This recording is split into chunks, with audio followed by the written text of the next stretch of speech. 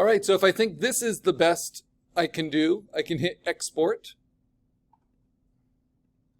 And then I'm going to save it in both of these formats. Now let's see what it tells us. It says a PNG image is best for stickers on Facebook, WhatsApp, and Instagram. What does that mean? That means it's an icon. You know, it's a screen-based icon, kind of like an avatar image. So let's download that. But PNGs are something we've used already for exercise 1. PNGs and JPEGs are the most common type of image on the internet. Why is a PNG different than a JPEG? Well, let's look. If we go to downloads and we open it up just by double clicking on it. Sorry, I have so much in my downloads. How is it different? Well, remember a JPEG has to fill a rectangle. It can't have transparency. And it fills that rectangle with white if there's no pixels there. PNGs don't need to be a rectangle. So this is actually a floating shape. And that dark gray is just Preview's way of telling you there's nothing there. If we opened it up in Photoshop, which I can do quickly, the PNG, right click, open with Photoshop, you'll see that there's a checkerboard behind it, which means it's empty space. So PNGs are like JPEGs, except they allow transparency. You can have a shape instead of a rectangle. Now we're going to download the SVG. And then they say an SVG is best for further editing. So if we wanted to customize this and keep it as a vector, this is going to keep it really clean. What's the problem with the PNG? Let's look at it in Photoshop. If I zoom in, you can see those pixels really quickly. That's because these PNGs are made to be a very small resolution, you know, for emoji size in a screen-based app. In fact, this is lower resolution than what it looks like on the screen here. So if you did a screen grab of it here, like it says in the directions, that would be a higher pixel resolution than exporting it as a PNG. But the SVG, which I downloaded and is in downloads, if I open that up, SVG stands for Scalable Vector Graphic. And I open it with Adobe Illustrator, which is the default if you double click, because this is a vector file format, not a raster file format. Raster file means pixel-based. Vector means vector-based, right? This is what I get. And if I zoom in on this, you will see that the shapes are perfectly clean. No matter how much I zoom in, I will never see pixels. So I am zoomed in, what does it max out at? 64,000%, right? So this one file, a vector file, will always have perfectly clean edges, either straight lines or curves. And then just like in Photoshop, when you look at layers, layers in Illustrator are organizational, but within each layer, you see each individual vector group. Right, like the eyes, and it's like stacks of paper.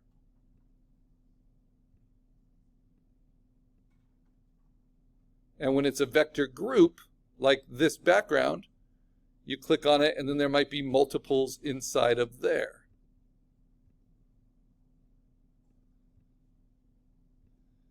Now, we're going to learn Illustrator in this class. And we will learn how we can actually select these shapes. And you may know this from your own history. And we can even redraw them and modify them. My favorite tool is the pencil tool. So if I select, I don't want the background. So if I select this shape, I can actually redraw it.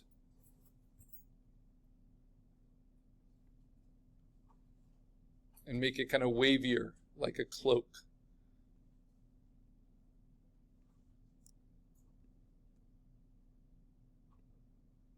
Like magic scissors, right? And I can modify the size. And I can do all the things we were doing with compositing. Right? I can stretch it, all that stuff. But we are not doing this in Illustrator, not yet. But Illustrator will give us full control of vector shapes when we're making logos and type design later on. So go ahead and quit Illustrator. You don't need to log out, because when you later log out of Photoshop, it will also log you out of Illustrator. And what we're going to do instead is we're going to open up the PNG in Photoshop. But before I do that, let me take both of these files and move them to my desktop. Remember, the default way to save things from the internet is it puts them to the downloads folder, right? Whenever you save things from a website, the default is the downloads folder. But we don't want to leave things in the downloads folder that we might use, so drag them to your desktop so you can see them. So our PNG here is one way we can grab it. Another way is we can do what's called a targeted screen grab, which is in the directions, and we might as well start learning that now. So how to do a screen grab on a Mac is to press the Command key, add the Shift key, and then add the number 4. So I do Command with my thumb, Shift with my pinky, 4 with my pointer finger, right? And when you've done all 3 of those, it's a 3-key shortcut, Command Shift 4, you will have what looks like crosshairs for your cursor. With those crosshairs, let's see, I'll just grab this right here. You're going to click and drag a box, and when you let go, it will take a PNG image of whatever pixels are on the screen in that area that you targeted. And if your sound is on, you'll hear a little faint, camera exposure click, and then it will show up on the desktop as a screenshot, right? So when I say do a targeted screenshot of your emoji, if you still have it on your screen, this is the way to get the best quality raster image of your emoji. Command plus to zoom in until it's kind of free floating and as big on your screen as you can make it. And then Command Shift 4 for a targeted screen grab. And then draw the box around it.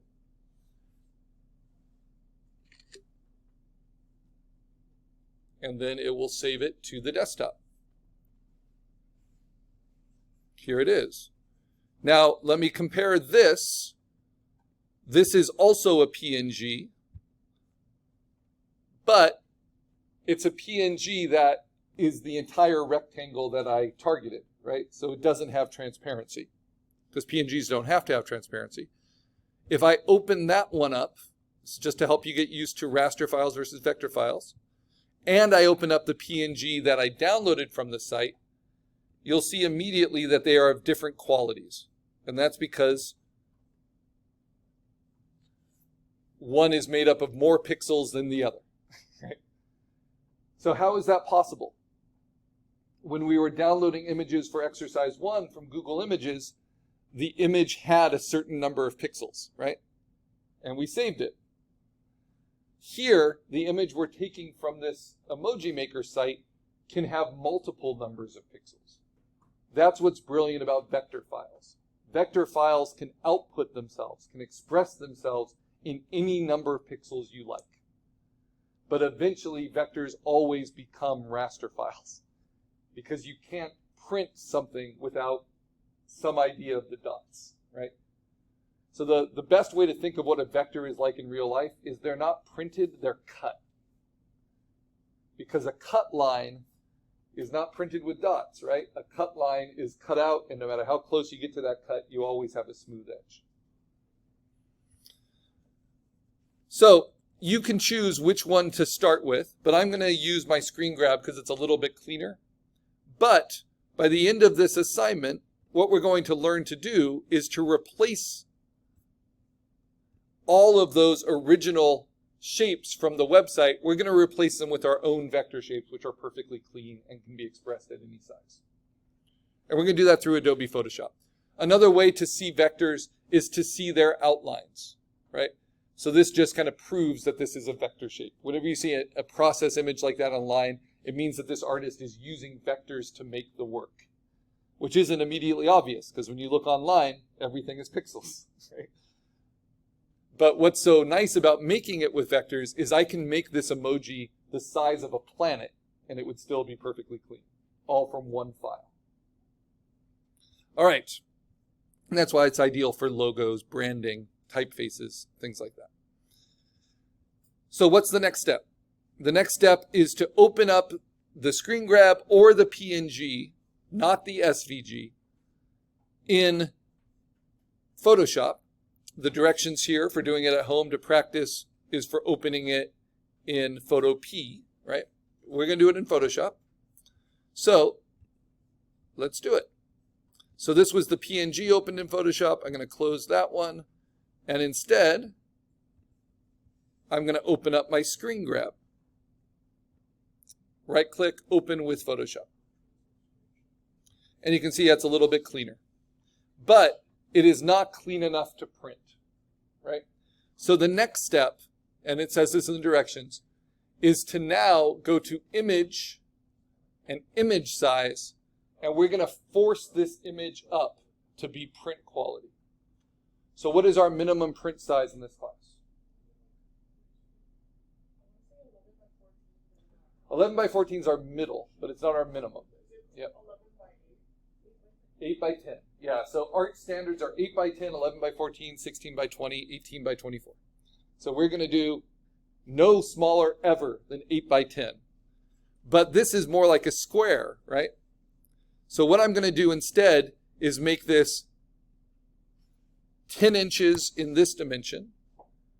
And then because the padlock is there, this is our first time manipulating image size, which you find under image, image size. 10 inches wide. Is the height larger than 8? Yes, it is, right? So minimum of 8 by 10. So this is, mine is 9.1 by 10, just because of the way I grabbed it. So that's good. The physical dimensions in inches is good. Now we need to have a standard minimum resolution for printing. What is the standard minimum resolution for printing? Yeah, 300 pixels per inch is the standard minimum.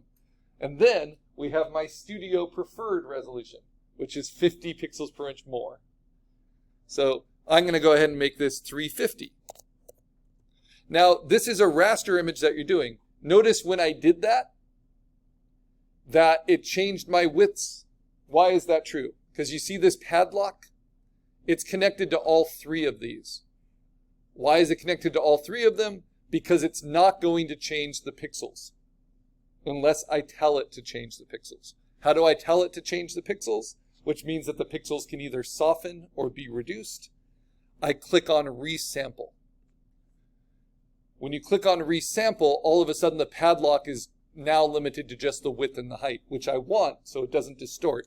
So now I put in 10, and I see that it's 10 by 9, but I can have a resolution of 350, and it keeps it there. Because now it's changing the pixels to 3000 by 3000 pixels, taking up way more memory. What was only 1.5 megabytes is now going to be 32 megabytes, right? Because the computer is making up information. I hit OK. What's wrong with the computer making up information? This is what it does to that edge. You'll have like pixelation and noise because the computer is making up pixels around the existing pixels.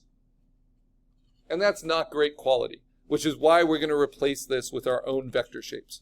Because even though the best quality screen grab we could get, making it as big on the screen as we could, then capturing it, is not anywhere near good enough for print resolution, even at the smallest size. All right, so that's kind of a review of raster stuff. Now, how do we replace this with vector shapes? We can always check by going to image, image size, that we are larger than 8 by 10 and larger than 300 pixels per inch. And you can also see that always in the lower left-hand corner. So we're good. Now we're ready to make some shapes.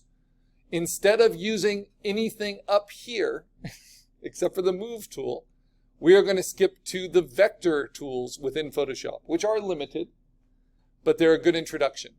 So you'll see a shape 3 up from the bottom. These are our vector shape tools. These are what we're allowed to use to make our emoji. We have the rectangle, the ellipse, the triangle, the polygon, the star tool. We're going to not use the line tool because a line tool in a vector is not a shape. It's like a one-dimensional edge. So that's a non-starter. If you